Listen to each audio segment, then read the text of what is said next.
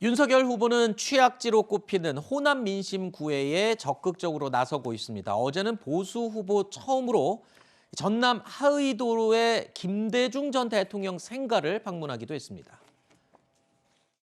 저나 국민의힘은 지금 이재명의 민주당보다 더 김대중 정신에 가깝고 자유민주주의와 시장경제를 추구하는 김대중 정신을 구현하려 하고 있습니다. 공정과 상식의 승리 어퍼컷 세리머니입니다, 여러분!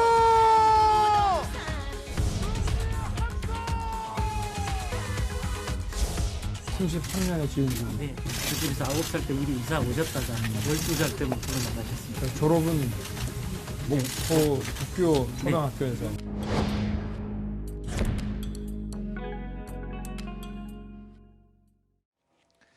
본격적인 이야기 앞서서 오늘 오전에 발표된 여론조사 결과 살펴보겠습니다. 오마이뉴스 의뢰로 리얼미터가 조사한 여론조사인데요. 이재명 후보가 40.5%, 윤석열 후보가 41.9%로 오차 범위 내에서 접전을 벌이고 있습니다. 안철수 후보는 6.8%, 심상정 후보가 보이지 않는 이유는요. 이 5% 이상의 지지율만 기재를 했기 때문에 눈에 보이지 않는 것입니다. 이 점 오해하지 않으시기 바랍니다. 자, 또 다른 여론조사도 살펴보겠습니다. 머니투데이 의뢰로 한국갤럽이 조사한 여론조사 내용인데요. 이재명 후보가 38.3%, 윤석열 후보는 39%로 조사됐습니다. 역시 오차 범위 내에서 초접전을 벌이고 있는 수치죠. 심상정 후보 이번 조사에서 3%, 안철수 후보는 9.5%를 기록했습니다. 자, 선거를 코앞에 둔 지금도 예측 불허의 판세를 이어가고 있는데 야권 단일화 불발의 여파가 반영이 된 건가 생각이 듭니다. 저는 일정 부분 반영이 됐을 거라고 봐요. 네. 뭐 많은 부분인지는 좀 의혹이 드는데 저는 일정 부분. 왜냐하면 이런 거거든요. 단일화에 대해서 만약에 이게 진행이 되면 국민의힘이 윤석열 후보를 지지해서 단일화를 좀 유리한 상황으로 끌고 가려는 의도를 가지고 지지층이 결집할 수 있거든요. 근데 단일화가 지금 현재 상황으로는 무산된 걸로 보여지고 계속 가고 있는 상황 아닙니까? 완주 쪽으로. 그런 상황이라고 하면 굳이 윤석열 후보를 지지해서 예를 들면 마음에 안 드는 분이라 하더라도 하나로 단일화되는 것 자체를 할 필요가 있을까?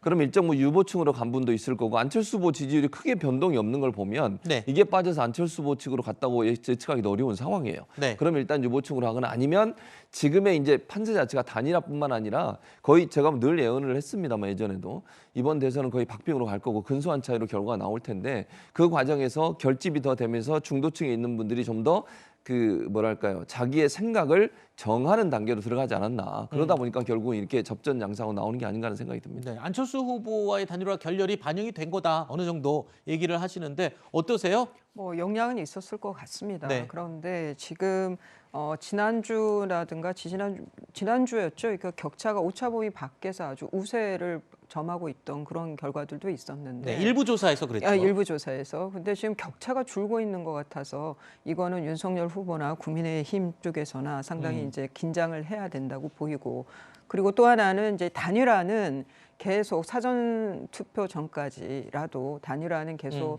살아있는 불씨를 저는 키워야 된다고 생각이 듭니다. 그래서 아마 그 부산 유세에서 안철수 후보가 서병수 전 부산시장하고 만나겠다 이런 것도 보이고 뭐 서로 좀 약간 폭로정도 있지만 정말 중요한 거는 정권 교체이고 그리고 윤석열 후보가 지금 또 이제 DJ 생가도 같습니다만은 당선 후에의 정계 개편이라고 하는 큰 판의 흔들림도 있기 때문에 저는 단일화는 계속 희망의 불씨가 있는 게 아닌가 싶습니다. 네. 대선을 이제 13일 앞두고 후보들 간 치열한 각축전이 벌어지고 있는 상황에서 진보는 진보끼리, 보수는 보수끼리 뭉치던 기존의 진영 구도로 가고 있는 양상입니다.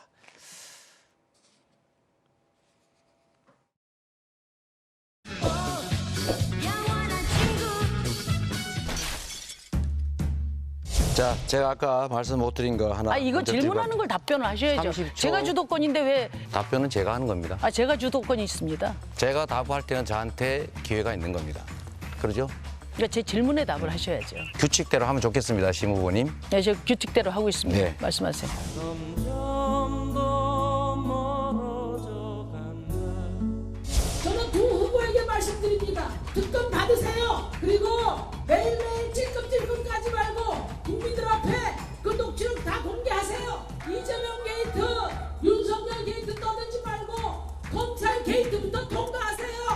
말씀이 좀 돌아가고 지금 핀트를 못 잡고 계신 것 같아서 다시 여쭤보면은 깊이 고민을 안 하신 것 같은데요. 그러면 정부 데이터 개방에 대해서는 어떻게 생각하십니까? 정부 데이터는 공유할 수 있는 것도 있고 또 보안 사항도 있는 거 아니겠습니까?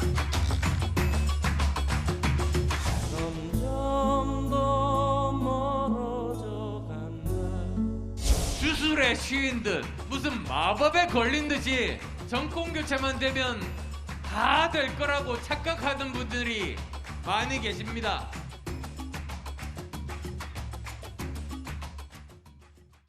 사실 선거에서 보면 막판에 갈수록 보수는 보수끼리 같은 편, 또 진보는 진보끼리 우리 편, 이렇게 이 구도가 이 단일 대우를 형성하는 경우가 대부분이었는데 지금 심상정 후보의 행보를 보면은 뭐 진보 보수 가릴 거 없이 공격을 하는 모습도 있지만 진보끼리에 좀 깨지는 그런 구도도 보입니다.